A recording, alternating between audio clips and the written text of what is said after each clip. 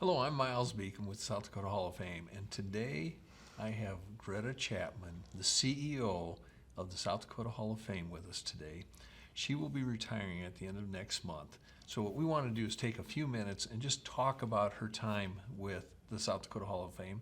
But prior to that, I think it's important to understand who Greta Chapman is. So if you wouldn't mind, could you just share a little bit about your history, where you were born and raised, and take it from there, Greta?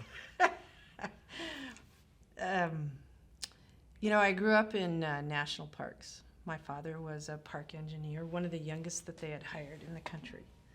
And so I started out, I was a baby when we were in the Everglades, and then we were in the Grand Canyon, and the most memorable place was in what's now Denali Park in Alaska, and it was Mount McKinley Park.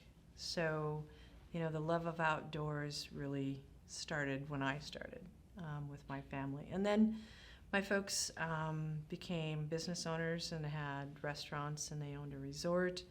And so I learned public service and what that was like in Northwest Montana. And then as you became a young adult, what was your job profession at that time then? So I started out my career as a school librarian, and most all of my career was in public libraries.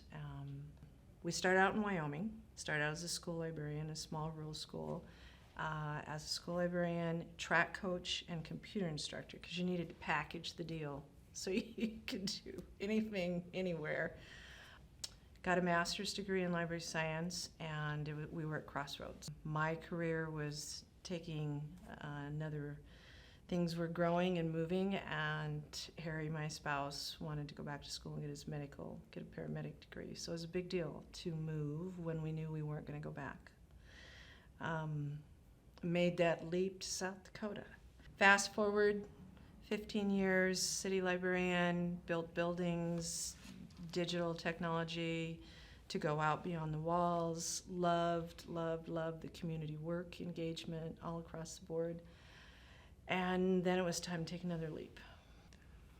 So how were you approached to even look at the executive director position, CEO position at the South Dakota Hall of Fame? I had thrown my net out a year before this position looking, and I was looking to become a city manager, go to a larger library. And I'm really glad that didn't happen. I had no idea of the organization, didn't have a sense, I just didn't know. And she just kept saying to me, you need to look into this, you need to look into this. I really think that your experiences and where they want to go makes a lot of sense. And I love to fundraise. So this venture into the nonprofit world was very intriguing to me for the fundraising side of things. I had no idea that the mission would take all of those 25 plus years in libraries and just pull it all together in a way I could have never imagined. Over 45 years, this organization, like any organization, has had some speed bumps. There is no question that this mission to honor, celebrate, and inspire especially youth with South Dakotan stories and South Dakota role models has more, I think, of a meaning and a purpose today than what they ever imagined when they started out. So that was a big leap for me because I knew that they were in trouble financially, but I love to raise money.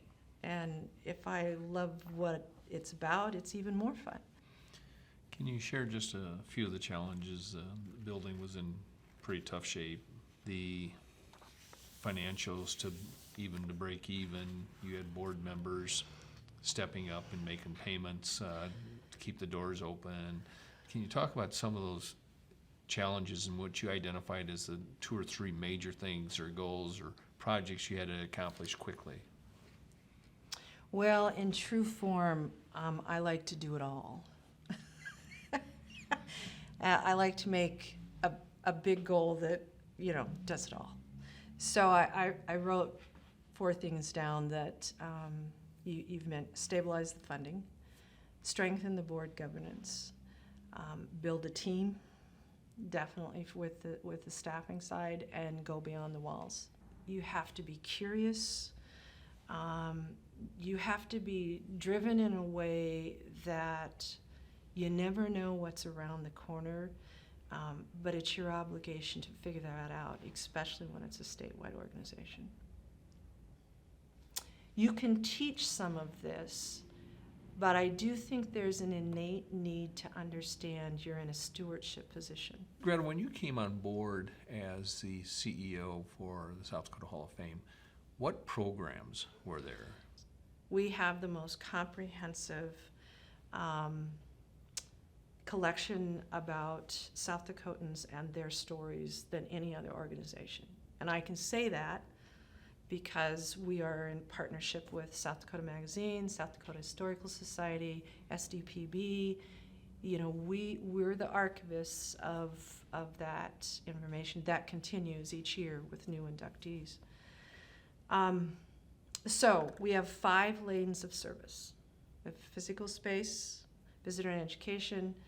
We have the honors ceremony to recognize those inductees. We have the Acts of Excellence, which happens on a regional and now in a hybrid, both in person and digital.